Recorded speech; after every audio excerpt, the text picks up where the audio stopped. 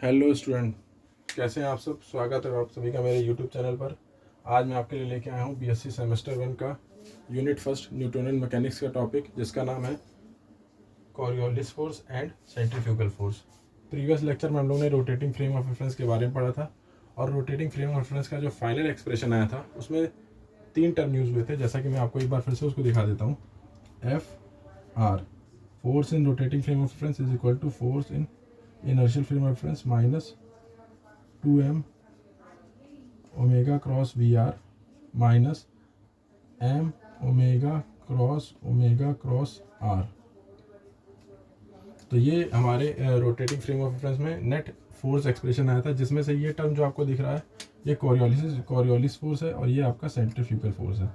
तो आज हमें पढ़ना है ये फोर्स क्या होता है और ये फोर्स क्या होता है, दोनों के बारे में हम लोग यहाँ पे स्टडी करेंगे। तो चलिए बिना टाइम गवाए अपने टॉपिक को शुरू करते हैं।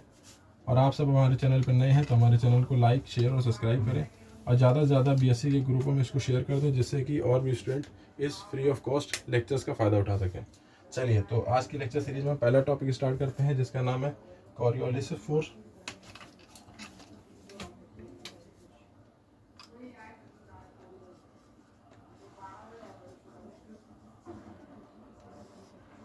चलिए सबसे पहले पढ़ते हैं क्या होता है कॉरियोलिस फोर्स, उसके बाद हम स्टडी करेंगे what is the centrifugal force.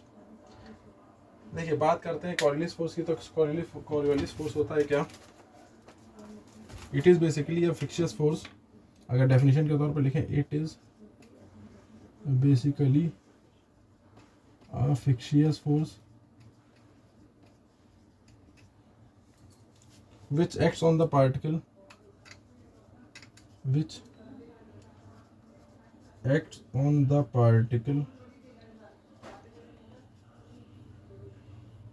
only if it is in motion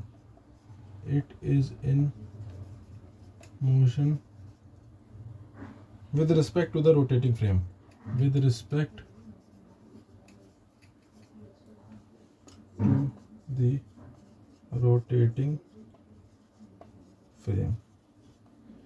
तो रोटेटिंग फ्रेम में जब कोई पार्टिकल मोशन में होता है तो उसके ऊपर जो फोर्स एक्ट करता है उस फोर्स को हम लोग कहते हैं कॉरियोलिस फोर्स। इसका फॉर्मूला का एक्सप्रेशन होता है, इसको हम लोग लिखते हैं, इसको इस तरह से भी लिख सकते हैं, इसमें माइनस का 2m ओमेगा क्रॉस VR। तो ये जो VR वेलोसिटी है, it is the particle which is moving in a rotating frame of reference with velocity VR। तब ये इस पर एक्ट करता है, और क्या क्या इसकी प्रॉपर्टी होती है वो हम यहाँ पर जानते हैं। तो इसकी पहली प्रॉपर्टी आप देख सकते हैं यहाँ पे क्या होती है। देखिए जो फोर्स है इसकी डायरेक्शन ओमेगा क्रॉस VR के परपेंडिकुलर है, बिकॉज हम लोग जानते हैं A is equal to B cross C है। तो these are the mutually perpendicular vectors. तो यहाँ पर जो कॉरियोलिस फोर्स है इसकी जो डायरेक्शन होती है वो ओमेगा और VR दोनों के परपेंडिकुलर होती है, बट यहाँ पर नेगेटिव साइन होने की वजह से इन अपोजिट डायरेक्शन। तो क्या प्रॉपर्टी बनेगी? The force experience by the particle, जो कि आपका कॉरियोलिस फोर्स है, has the direction opposite to the opposite and perpendicular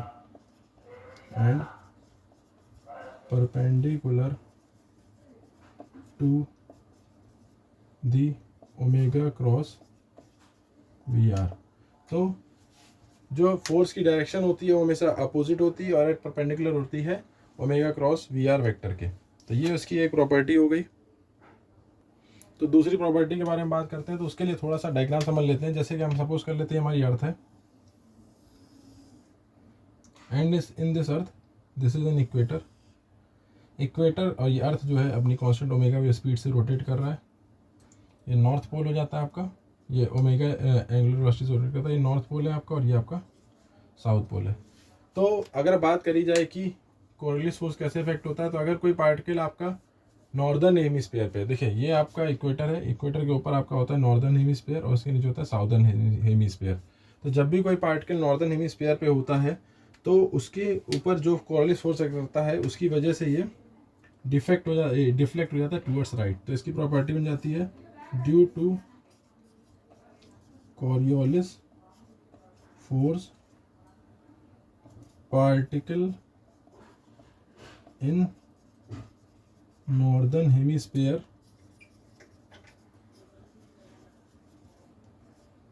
deflects towards its right. तो नॉर्दर्न हेमिस्फीयर पे ये अपने डिफ्लेक्ट हो जाता है towards the right and in southern hemisphere it deflects towards left. तो अगर कोई पार्टिकल नॉर्दर्न हेमिस्फीयर पे है और अर्थ एक कांस्टेंट अर्थ से अटैच्ड जो रोटेटिंग फ्रेम ऑफ रेफरेंस पे है, तो उस रोटेटिंग फ्रेम ऑफ रेफरेंस पे ये पार्टिकल होने की वजह से जब ये कोरियोलिस फोर्स पे एक्ट करता है तो नॉर्दर्न हेमिस्फीयर पे वो पार्टिकल अपने राइट में शिफ्ट हो जाता है, डिफ्लेक्ट हो जाता है, और सॉर्दर्न हेमिस्फीयर पे ये अपने लेफ्ट में डिफ्लेक्ट हो जाता है। तो इस तरह से आपने जाना what is Coriolis force and how does it act and what is the value of this Coriolis force. Basically BSc के इस टॉपिक में ये एक शॉर्ट नोट में आता है, तो शॉर्ट नोट में आपके लिए इतना लिखना काफ़ी इनफ रहेगा आपके लिए। और आपको क्वेश्चन इस तरह से पूछा जाता है write a short note on Coriolis force, तो आप बताएंगे इस तरह से what is Coriolis force, what its properties. तो ये हम लोगों ने जाना अबाउट कोरियोलिस फोर्स। चलिए नेक्स्ट हम बात करते हैं व्हाट इज सेंट्रीफ्यूगल फोर्स। तो रोटेटिंग फ्रेम ऑफ रेफरेंस में जो रोटेटिंग फोर्स लगता है it is depends on 3 factors. First is inertial force due to inertial frame of reference, और 2 आपके अलग से निकले थे जिसमें से एक कोरियोलिस फोर्स था और दूसरा आपके पढ़ना है आपको सेंट्रीफ्यूगल फोर्स। तो अगला टॉपिक हमारा आपका रहेगा सेंट्रीफ्यूगल फोर्स। चलिए समझते हैं क्या होता है सेंट्रीफ्यूगल फोर्स।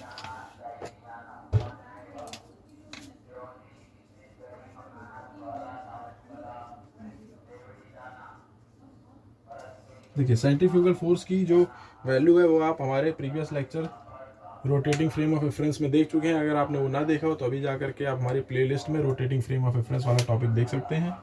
तो सेंट्रीफ्यूगल फोर्स की जो वैल्यू आती है वो वैल्यू यहाँ पर होती है सेंट्रीफ्यूगल फोर्स, इसको हम लिख सकते हैं माइनस का m ओमेगा क्रॉस r।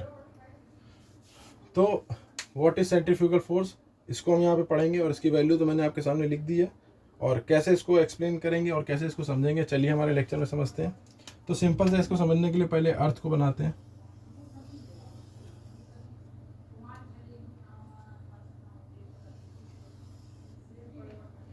ये अर्थ का नॉर्थ पोल हो गया और ये अर्थ का साउथ पोल हो गया। ये आपकी इक्वेटर हो गई।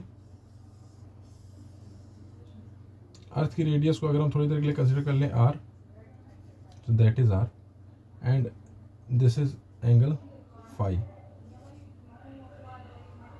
अब यहाँ पर कोई एक पार्टिकल मान लिया, इस पार्टिकल पे अगर यहाँ पे डिफाइन करें कोऑर्डिनेट्स, तो इसको अगर हम एक्स एक्सिस मान लें तो एक्स एक्सिस को हम आई कैप से डिनोट करते हैं, और अगर यहाँ पे हम जेड एक्सिस मान लें तो जेड एक्सिस को हम के कैप से डिनोट करते हैं, और it is rotating with constant angular velocity omega. इसको आगे बढ़ाते हैं तो यहाँ पे देख सकते हैं कि ये जो एंगल बनेगा वो फाई होगा, और ये जो एंगल आपका बनेगा that will be 90 minus phi. क्या होती है इसकी वैल्यू, किस तरह से निकालते हैं। तो देखिए यहाँ से अगर हम अपने इस परपेंडिकुलर ड्रॉ कर दें तो इसकी पोजीशन को हमने r मान लिया। वेयर r को हम क्या कहेंगे, r is the vector from the axis of earth to the particle and normal to it. Axis of earth to the particle and which is normal to it, जो इसके normal भी है और उस पार्टिकल पे इंसिडेंट हो रहा है। तो समझते हैं क्या होता है। तो देखिए इसकी वैल्यू कैसे निकलेगी, हम लोग को पता है triple vector product omega cross r। इसकी जो वैल्यू होती है ओमेगा डॉट r, बाहर आपका हो जाएगा omega vector minus omega dot omega, और ये हो जाएगा बाहर r vector. a cross b cross c का जो फॉर्मूला होता है वेक्टर में वो आप उससे समझ सकते हैं। तो यहाँ पर देखिए ओमेगा डॉट r और ओमेगा और बाहर ओमेगा डॉट, अगर इसको a b c कंसीडर करेंगे तो उसके हिसाब से आप इसको ईजिली समझ सकते हैं। मैं आपको समझा देता हूँ चलिए इसी लेक्चर में। a cross b cross c, तो ये आपका हो जाता है, तो देखिए ए सी, ए डॉट सी इसको कह सकते हैं a डॉट c बाहर b minus A dot B बाहर सी। तो इस फॉर्मूले के हिसाब से भी आप अपने इस फॉर्मूले को इजीली समझ सकते हैं। अगर आपको दिक्कत हो तो यहाँ पर इसको इजीली आप देख सकते हैं। चलिए इसको रफ करते हैं और उसके आगे बढ़ाते हैं किस तरह से होगा ये। तो यहाँ पर हमको पोजीशन निकालिए, और पोजीशन कैसे निकलेगी तो देख सकते हैं आप, जो rotation angular velocity omega, it is in direction of Z. तो ओमेगा वेक्टर को हम लोग लिख सकते हैं ओमेगा के कैप। अब बात करते हैं आर की, तो R vector will be equal to, R vector की जो वैल्यू होगी वो आपकी होगी, अगर एक्स एक्सिस की तरफ बात करें तो R cos phi I cap, और ये हो जाएगी R sine phi. Z axis की बात करेंगे तो के कैप। तो ये आपकी हो जाएगी R common I cos phi plus K sine phi. इसको अगर इक्वेशन फर्स्ट कंसीडर कर लें तो यहाँ पे वैल्यू रखने के बाद इसकी वैल्यू जो आएगी वो देख लीजिए क्या होगी, omega cross R is equal to omega dot R. Omega है के वेक्टर के साथ और आर है आपका पूरा ये डॉट प्रोडक्ट में के वाले के साथ प्रोडक्ट होगा, तो ये आपका बचेगा। तो यहाँ पर देखते हैं क्या होता है, ओमेगा डॉट आर, ओमेगा की बात करें तो ओमेगा, और आर की बात करें तो के वाले के साथ हो जाएगा, तो हो जाएगा ओमेगा आर साइन फाई, और बाहर ओमेगा वेक्टर चल रहा है जो कि हो जाएगा ओमेगा के cap minus omega dot omega की बात करी जाए तो ओमेगा डॉट सेल्फ प्रोडक्ट हो जाएगा ओमेगा स्क्वायर, और आर वेक्टर की बात करें तो आर वेक्टर हो जाएगा आपका R I cos phi plus K sine phi. तो इसको जब सॉल्व करेंगे तो देखिए यहाँ ओमेगा का ओमेगा से प्रोडक्ट करेंगे, that will be omega square R sine phi K cap, open करते हैं omega square R cos phi I cap minus omega cross R sine phi K cap. तो देखिए ये टर्म पॉजिटिव और ये टर्म नेगेटिव है, दोनों एक दूसरे को कैंसिल हो जाएंगे। तो फाइनल टर्म आपके सामने क्या बचेगा, माइनस का omega square R cos phi I cap. तो ये डायग्राम आप लोगों ने नोट कर लिया होगा। तो इसको अगर फर्दर सॉल्व करें तो यहाँ पे बनेगा, देखिए आर कॉस फाई, आप देख सकते हैं ये आर है और ये फाई है। तो अगर इस कंपोनेंट की बात करी जाए तो ये कंपोनेंट आपका हो जाएगा आर कॉस फाई, और इसके परपेंडिकुलर हो जाएगा आर साइन फाई। जो ये आर कॉस फाई है और ये आर दोनों इक्वल हैं, तो यहाँ पर जो इसकी वैल्यू आर कॉस फाई की हो जाएगी, तो लिख देंगे since R cos phi I cap की डायरेक्शन में है, तो ये हो जाएगा आपका इज इक्वल टू आर। तो यहाँ पे इसको हम लिख सकते हैं माइनस का ओमेगा स्क्वायर आर, अगर डायरेक्शन को भी लेके चलें तो दैट विल बी आर। तो ये हो जाएगा omega cross R vector will be equal to minus का ओमेगा स्क्वायर आर। तो ये वैल्यू आ जाती है इसकी वेक्टर की। तो ओमेगा क्रॉस आर की वैल्यू हो गई माइनस ओमेगा स्क्वायर आर। अब डायग्राम आप लोग नोट कर चुके होंगे, तो मैं इस डायग्राम को रफ कर देता हूँ। चलिए तो देखते हैं कि ओमेगा क्रॉस आर की वैल्यू कितनी है। ये आपको मिल गई माइनस का ओमेगा स्क्वायर आर वेक्टर। अब इसकी वैल्यू को अगर हम सेकेंड इक्वेशन मान लें और इसको फर्स्ट इक्वेशन मान लें, तो यहाँ पर जो वैल्यू फोर्स किया जाएगी सेंट्रीफ्यूगल फोर्स की, तो वो सेंट्रीफ्यूगल फोर्स आपका कितना निकल के आ जाएगा देखते हैं। तो बाई इक्वेशन फर्स्ट बात करी जाए तो by equation first centrifugal force आ जाएगा आपका, जो centrifugal equal to minus m, और यहाँ पे माइनस ओमेगा स्क्वायर आर। तो ये हो जाएगा F centrifugal is equal to M omega square R. तो ये हो जाएगा आपके सेंट्रीफ्यूगल फोर्स की वैल्यू जो कि आ रही है M omega square R. Vector एक डायरेक्शन को रिप्रेजेंट कर रहे हैं यहाँ पर। तो आपने देखा इसकी डायरेक्शन जो होती है it is always away from the centre. Centrifugal force की जो डायरेक्शन होती है it is always away from the centre. तो यहाँ पर हमने जाना कि what is centrifugal force, what is Coriolis force, दोनों को आपने इसमें स्टडी करा है और दोनों के बारे में आपने यहाँ पर जाना है। तो जब कभी भी सेंट्रीफ्यूगल फोर्स के बारे में आपका जो है शॉर्ट नोट्स आए तो डायग्राम बना करके इसको पूरा एक्सप्लेन कर सकते हैं। और एक चीज़ और ध्यान रखने वाली बात है कि इस सेंट्रीफ्यूगल फोर्स में कहीं भी वी आर का टर्म नहीं आ रहा है, that means V are is equal to 0। तो हम लोग क्या कह सकते हैं सेंट्रीफ्यूगल फोर्स के बारे में कि centrifugal force is a force which act on the particle which is at rest.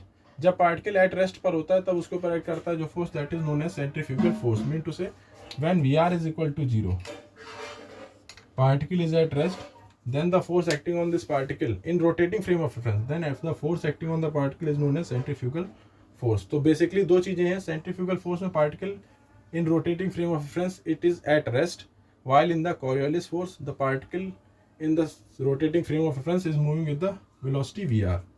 तो चलिए आज इन दो टॉपिक्स के बारे में आपने जाना। अगर आपको हमारा वीडियो लेक्चर अच्छा लगा हो, हेल्पफुल लगा हो, तो हमारे चैनल को लाइक करें, शेयर करें और ज़्यादा से ज़्यादा अपने बीएससी के ग्रुपों में शेयर कर दें इसको, और हमारे चैनल को सब्सक्राइब करें। बाकी मिलते हैं आपसे नेक्स्ट लेक्चर में, तब तक के लिए जय हिंद।